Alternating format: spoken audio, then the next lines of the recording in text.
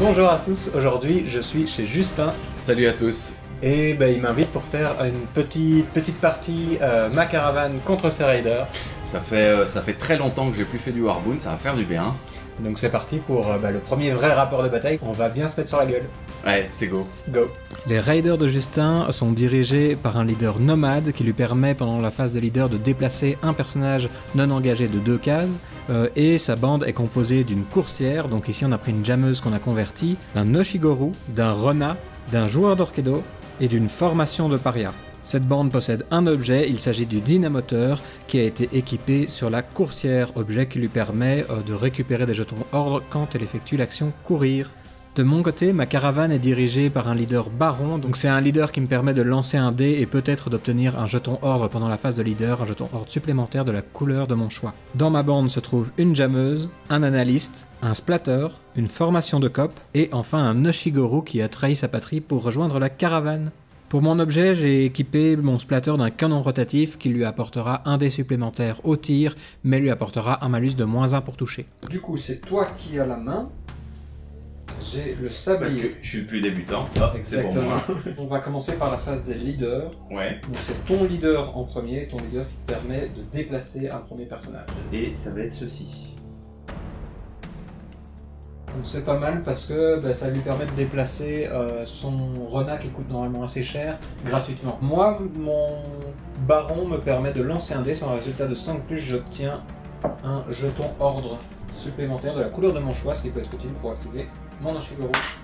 C'est un 8. Donc j'ai mes 8 jetons de base et j'en obtiens un supplémentaire grâce à mon baron. On passe donc maintenant à la phase d'effet. Toi tu as une règle d'infiltration pour ta coursière qui te permet, si tu veux, de la déplacer. Donc je peux me déplacer de 4 plus 1 grâce au dynamoteur. Ça fait 5. Donc la partie n'a pas encore commencé et déjà ça... Déjà il y a une pression. Déjà c'est trop proche. Ensuite, toujours la phase d'effet, moi je vais venir placer le sablier sur courir. L'idée étant de forcer peut-être sa coursière à utiliser courir sans utiliser sa compétence et de laisser du tir. Alors les gars, pour ce tour, je vais activer mon Oshigoru pour venir se rapprocher de mon Rona. Et je vais le faire avec la case courir -X, ce qui me permettra de fouiller un jeton objectif et de protéger mon Rona qui est déjà fort avancé sur la table. Alors ça me coûte du coup 1. C'est rentable, hein? C'est assez rentable. Il va se déplacer de 4. À la fin de son action, il fouille. Hop, ça on désactive. S'il te plaît. Merci.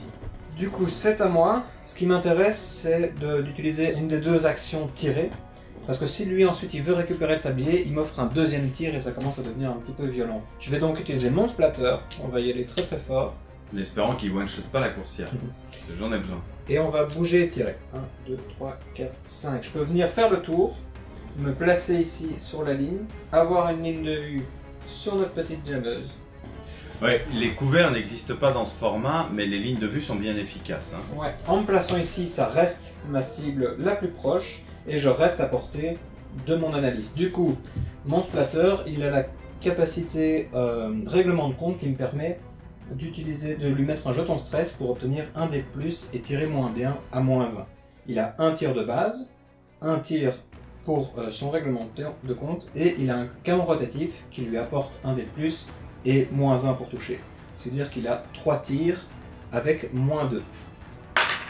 2 ratés, ça m'arrange pas des masses. Par contre, mon analyste me permet de relancer un dé, je vais relancer le 4 et grâce à son don d'ubiquité, je peux obtenir un dé supplémentaire de relance. Et ça fait toujours qu'une réussite. Par contre, ça fait 3 stress. Mais j'ai une armure à 8. Ouais. 5 c'est raté, donc je prends 1 point de vie. Et c'est donc à toi. Et c'est donc à moi. Je vais te prendre un tir, parce que j'ai pas envie que tu tires 2 fois. Et je vais faire courir la jammeuse en prenant le tir. Au début de son tour, elle va fouiller. Hop. Révéler cette carte. Ouais. À chaque phase de dégagement, chaque joueur doit ajouter un jeton blessure à la réserve de points de vie de l'un de ses personnages. Donc ça, il n'y en a qu'une seule dans tout le paquet, c'est une anomalie. L'anomalie, c'est donc une grosse tempête solaire qui se déclenche. C'est la merde. Et c'est la merde. Oh l'enfer. Donc sur Home, il y a des tempêtes solaires assez violentes. Vous avez une chance dans tout le paquet de la tirer. On l'a tiré au premier tour, ce qui veut dire qu'on va se prendre pas mal de blessures. C'est la merde. C'est un petit peu la merde, c'est comme ça. Ok. Et donc la deuxième partie, c'est que pour chaque personnage en vie, pour chacun des joueurs à la fin du tour, à la fin de la partie, on gagne un point de victoire. Donc, On passe en mode survie. on passe en mode survie. Elle voulait donc courir, elle peut courir de 9 à l'opposé, et elle va venir se mettre ici. Ça marche. On va faire un truc parce que c'est drôle et parce que je veux voir ce que ça donne. Je vais activer ma jammeuse qui va venir prendre le sablier. Au moment où j'obtiens le sablier, je peux l'échanger contre la main. Et je vais donc courir avec ma jammeuse. Ma jammeuse, elle court très vite. Je vais venir ici. Et je vais te prendre ce petit jeton. Salaud. Bon, les gars, la situation a un peu changé. Avec l'arrivée de l'anomalie, je dois amoindrir, enfin j'ai envie en tout cas d'essayer d'amoindrir au plus vite le nombre de personnages qu'il y a dans la caravane de Bunit. Donc, on va faire quelque chose de peut-être gourmand, mais je vais utiliser ma batterie. Ma batterie me permet d'obtenir 3 jetons ordre supplémentaires. Elle valait 2 points de victoire, mais je la sacrifie. Grâce à ces 3 jetons ordre supplémentaires, je vais activer le Ronin pour courir et frapper. Ça va piquer un petit peu. Ça va saigner. Et je vais courir et frapper sur la jammeuse. Donc je me déplace de 4 et je vais frapper sur la jammeuse. C'est du 2, c'est raté. C'est du 2, ça me stresse ma jammeuse. Je vais repayer un supplémentaire pour fouiller. Révéler cette carte. Témoin. Mon Ronin était témoin de quelque chose d'important. S'il survit à la partie, je gagne 2 points de victoire. Par contre, s'il meurt, j'en perds 1. C'est la merde avec l'anomalie. C'est la fin du tour, on est à la phase de dégagement. On va donc chacun, à cause de l'anomalie, devoir ajouter un jeton blessure quelque part parmi nos personnages. Je vais venir le placer sur mon splatter. Moi, je vais le mettre sur mon joueur d'Orkedo. Début du tour 2, c'est moi qui ai la main. Je vais donc activer mon pouvoir et obtenir un 10. Je vais prendre un deuxième jeton des Raiders, histoire de pouvoir peut-être activer 2 fois mon Oshiguro. Je vais déplacer mon joueur d'Orkedo de 2. Maintenant, on passe à la phase d'effet. Alors, le sablier va aller se placer sur courir. Moi, ça m'intéresse vraiment de garder la main. J'ai donc accepté le fait de courir. Ça me permettra de dégager ma jammeuse d'une situation un peu compliquée et d'aller chercher le dernier jeton objectif. Et du coup, je vais piocher une petite carte. Révéler cette carte, et c'est un filon en fait. Dans la zone, il y a pas mal de choses. Je peux placer 2 marqueurs objectifs. Ça va par exemple me permettre d'en mettre ici et ici. Je vais plutôt me déplacer et tirer pour 3 avec mes parias. On va déplacer les parias du coup de 4. Ouais. Et tu vas donc coller ton garde. Je vais coller mon garde. Du coup, j'ai 2 tirs. Plus un ACG de toucher. Et donc, on est sur du 6. 7 et un 9. Parfait. Alors ça, c'est un peu violent. 2 touches. 2 jetons stress, qui est assez pour me la paniquer. C'est parti, c'est une armure à 9 plus. Et non. C'est un échec. 2 points de vie. 2 points de vie. Elle est pas bien. Elle est légère avec son dernier point de vie. Hein. Oui. Ce que j'ai envie de faire, c'est commencer à allumer son témoin. Mon Ronin. Son Ronin, et pour ça, je vais tirer avec mon splatter. Et non, je vais d'abord fouiller. Je vais d'abord fouiller. Une petite carte. Et vous savez quoi, je vais la craquer tout de suite. Information, j'ai des informations grâce à mes intelligences artificielles qui me permettent d'effacer cette carte pour lancer un dé supplémentaire et écarter le résultat de mon choix.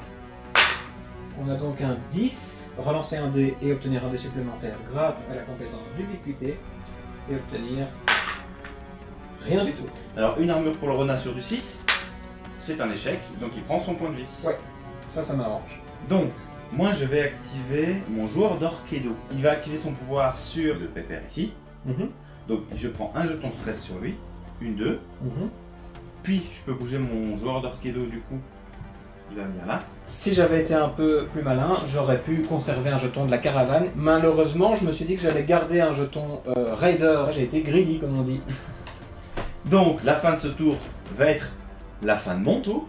Bouger et frapper, je peux bouger de 4, mais Ouais. j'ai une allonge, hein, c'est ça? C'est ça. Je vais frapper sur la jammeuse. Allez, hein. Yes. 3, c'est raté. Mais je vais l'activer une deuxième fois en Ouais. le stressant. Et pour 2, je vais frapper. Allez, un pépère. 10, C'est le 10. c'est bon. Alors là, il reste qu'une pauvre armure à 9+ pour sauver notre jammeuse. Allez, elle dégage. Oh, quel enfer! On est à la phase de dégagement du tour 2, ce qui veut dire, phase de dégagement, qu'est-ce qui se passe? Une blessure pour chacun. Exactement, c'est l'anomalie, ça continue, on se prend des gros coups de soleil. C'est l'enfer, hein. C'est ben- vraiment une planète de merde, Paume. Oui. Je vais choisir de le mettre chez ma formation de coop, ils ont un point de vie supplémentaire, donc Bah, moi, ça va aller sur ma formation de paria aussi, je crois. c'est le début du tour 3. Au début du tour 3, ce qui se passe, c'est qu'on va replacer quelques jetons objectifs. Période 2, mon leader me rapporte 11 jetons, soit 5+. Oui, ça fait 3 fois que ça passe. Écoute, je vais me mettre ici. Le sablier va encore une fois aller sur courir. Alors courir, ça m'intéresse vraiment pas. Ma jammeuse est plus trop, maintenant qu'elle est paniquée, n'est plus trop mauvaise au corps à corps. Du coup, je vais utiliser 3 jetons pour courir et taper. Donc, je vais commencer par frapper ce petit Toshigoro. Ça passe. J'ai mon armure à 9. Ça ne passe pas, c'est un 3. Il se prend une petite blessure. Patate. Je vais aller me placer ici. Et je vais fouiller ici. Et prendre une petite carte. Bounit me bloque un peu dans mes possibilités, donc je vais frapper. Non, je vais me déplacer et frapper. Ok. Ça coûte très cher. Ça passe. Il m'éclate la jammeuse. Et je prends le jeton. Voilà. Massacre. Il obtient le jeton massacre, ce qui veut dire que s'il l'a au fin du tour, il va obtenir un point de victoire. Je vais me déplacer ici. Et je vais fouiller. Je tire une carte. Et celle-là, elle reste cachée. De mon côté, c'est maintenant où j'ai envie de fumer l'Oshigoro pour récupérer le jeton massacre. Soit je sécurise avec mon splatter et je vise et je tire. L'autre choix, ce serait d'être un peu sournois et de venir lui piquer le jeton en le mettant ici. Mais alors, je suis hors de portée de mon analyste. Ça voudrait dire que je devrais faire un quoi? Un 7+. 7+ sans relance, ça me C'est fait. raté. C'est raté, tu n'y arriveras pas. Alors là, il utilise la psychologie inversée pour me forcer à le faire. Et je ne vais pas mordre à l'hameçon, mon but c'est vraiment de tuer cet Oshigoro maintenant. Je vais venir sécuriser ça avec mon splatter. Je vais d'abord fouiller, donc je paye 1 pour retirer ceci et prendre une carte. C'est une preuve accablante, je révèle cette carte. Jusqu'à la fin de la partie, chaque personnage adverse éliminé par le personnage ayant effectué la fouille vous rapporte un point de victoire. Sérieusement? Sérieusement. C'est de la merde. Je vais donc utiliser un jeton stress pour utiliser un tir en plus avec un dé supplémentaire parce que je vise. Ça fait 4 dés et je retire le plus bas. J'en relance 2. Et ça fait toujours qu'une touche. Donc sur une petite sauvegarde d'armée. Allez, la petite sauvegarde à 9 de tout à l'heure. Faut y aller. C'est un échec. Son Oshigoro décède, ce qui veut dire que je vais lui prendre le marqueur domination, puisque c'est mon splatter qui a tué un personnage et que j'avais la carte preuve accablante, j'obtiens un point de victoire. La partie est donc de 1 à 0 pour ce qui est du score connu. Je vais utiliser la Coursière. Coursière pour 3. Ouais. En courant. Tu vas donc récupérer le nugget et me Je donner récupère le le sablier. nugget, s'il te plaît. Merci. Générer un jeton ordre supplémentaire que je vais dépenser pour fouiller. D'ailleurs, venir plutôt ici et fouiller celui-là. Ok. J'ai envie de tirer avec les copes. On va donc bouger et tirer. Et je vais essayer d'allumer encore un petit peu son Rona. Ça risque de le mettre juste en colère. Est-ce que c'est une bonne idée? Non. Est-ce qu'on va le faire? Oui. 1, 2, 3, 4.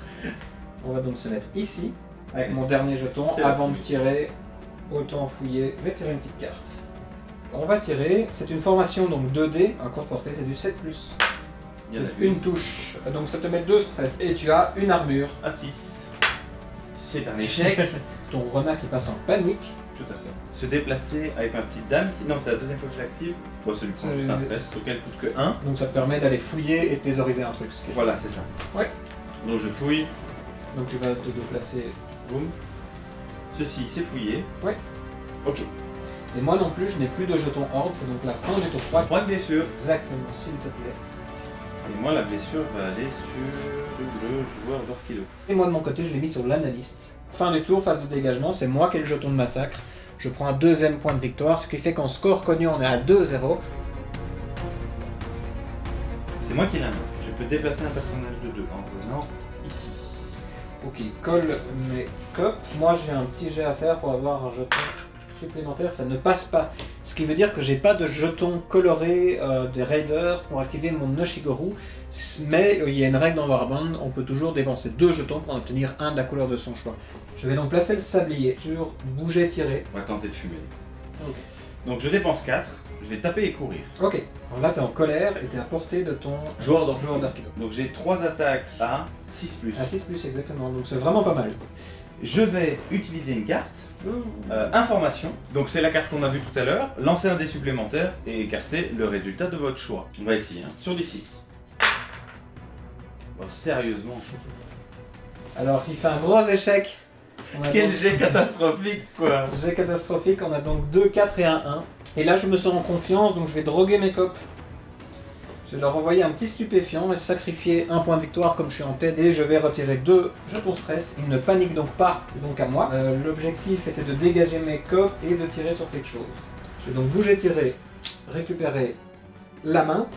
Je vais donc me mettre 1, 2,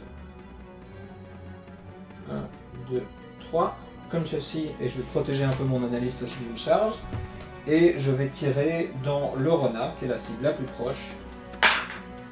Un 5 et un 1, il n'y a rien qui passe, je peux relancer un dé grâce à mon analyste. Et c'est un 8, il y a donc une touche. La sauvegarde assise du renard, allez, elle doit passer, c'est 3. C'est la sauvegarde qui ne fonctionne pas. Son renard se retrouve donc à un seul point de vie, si j'ai bien calculé. Ouais, exactement. C'est à moi. Je vais viser et tirer avec mon unité de paria. Pour 3. Ouais. Je vais d'abord fouiller. Alors, je vais viser et tirer sur les copes, dans la cible la plus proche. J'ai 2 tirs sur du 7. Plus un dé parce que tu vises. Plus un dé parce que je vise et je retire le coup. Exactement. Sur du 7. Sur du 6. Sur du 6. Formation. Sur du 6. Et ils sont quand même très forts. Bah, des formations, c'est fort. Et là, ça commence. Là, on a 2 touches. J'ai le droit de prendre sur mon Noshigoru, parce que je pense qu'à ce stade-ci de la partie, mes copes ont plus d'impact. Je vais donc prendre le tir. Quand on prend en tant que garde, on prend tous les tirs. Un petit résultat de 9 à faire pour le sauver. Allez, non, hein. Et oh, mais allez. Et c'est le double 10, mais comme on a expliqué, j'ai qu'un seul point d'armure, donc ça n'annule pas les deux. Je me prends un jeton break et une blessure. J'ai un peu de chat. Mon jeu. Non, mais c'est ton C'est jeu, mon mais jeu, t'as c'est moi. aidé. C'est ton jeu, t'aider. Alors, ça fait donc qu'en plus il panique. C'est à moi. Je vais tirer avec mon splatter. Je vais stresser mon splatter. Donc 2 ratés. Je vais donc relancer un dé et obtenir, comme d'habitude, mon petit dé supplémentaire. 2 touches. 2 armures à 6. Ouais. Normalement, j'utilise une carte. Yes. Je défausse cette carte pour enlever un jeton blessure. Ouais. Ce qui fait que tu prends juste un break. Mon splatter, pas sans panique. C'est à moi. Je vais aller taper avec le renard. Avec 3 jetons, tu n'y arriveras pas. Mais je vais pas utiliser 3 jetons. Donc tu sacrifies une batterie à 2 points de victoire pour venir frapper avec le renard. Donc j'ai 3 jetons supplémentaires, ce qui m'en fait 6. J'en active 4 pour bouger et frapper avec le renard. Et je vais venir bouger et frapper ici. Je vais frapper les copes. Mais cette fois tu n'es pas à portée de ton joueur d'Orchido. C'est donc du 7+. C'est donc du 7+. Allez, hein. Ouh.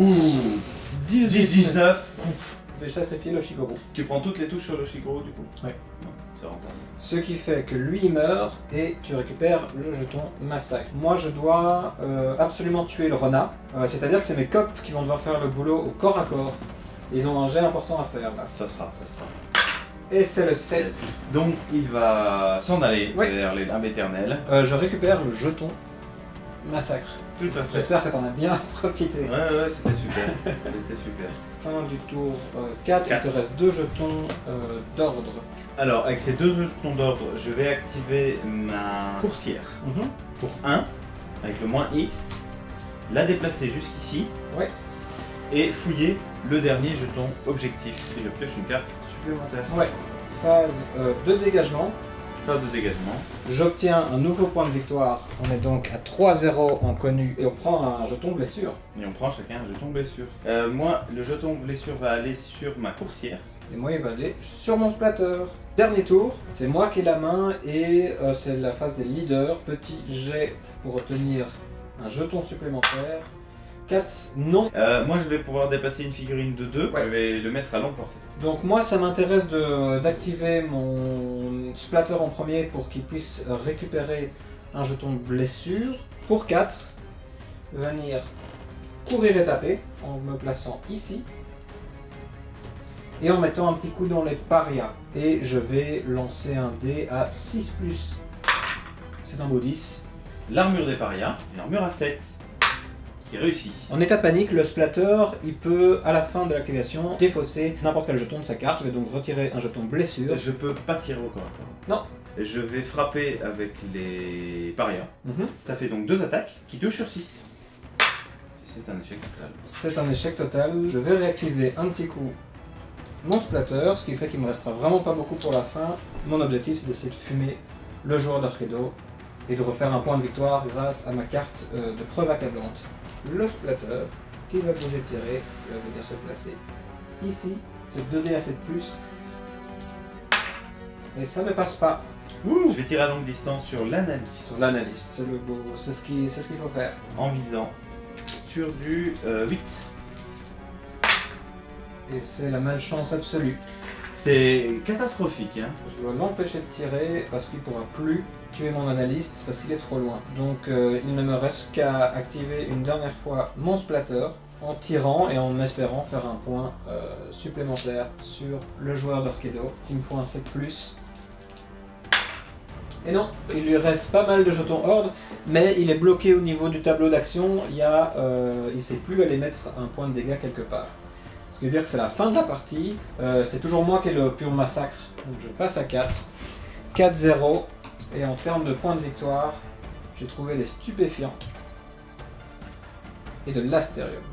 Ah ouais, bah c'est l'enfer en fait. Hein. Moi je n'ai que 2 points de victoire ici. Donc moi je n'ai 2 points de victoire, -1. -1 parce que ton run est... Donc j'ai 1 point de victoire et tu en as beaucoup plus.